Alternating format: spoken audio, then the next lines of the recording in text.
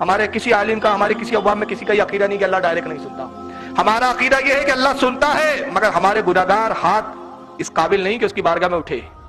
ہمارے اعمال اس قابل نہیں کہ ان اعمالوں کی وجہ سے امید ہو کہ وہ ہمارے گناہوں کو بخش دے، مگر درمیان میں ایک نیک کا وسیلہ آ جائے تو اللہ سے پھر پوری امید ہو جاتی ہے کہ اس نیک کے وسیلے کی وجہ سے ہمیں بخش دے.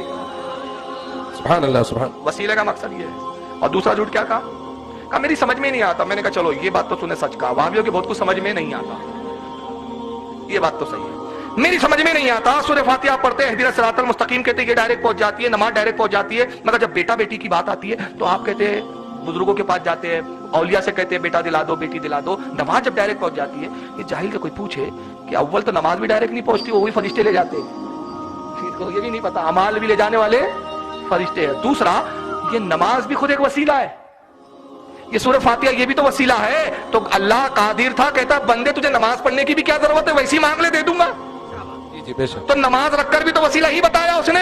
ارے اس کی شان تو یہ کہتا ہے کہ نماز میں نے تجھے دی، ڈائریکٹ نہیں دی، درمیان میں نبی تھا. قرآن میں نے تجھے دیا، درمیان میں نبی تھا. اسلام میں نے تجھے دیا، درمیان میں نبی تھا. زکات میں نے تجھے دی، درمیان میں نبی تھا. حج تجھے دیا، درمیان میں نبی تھا. ارے جب میں رب ہو کر اپنے محبوب کے بغیر تجھے دیتا نہیں تو بندہ ہو کے ڈائریکٹ مجھ تک آنے کی بات کرتا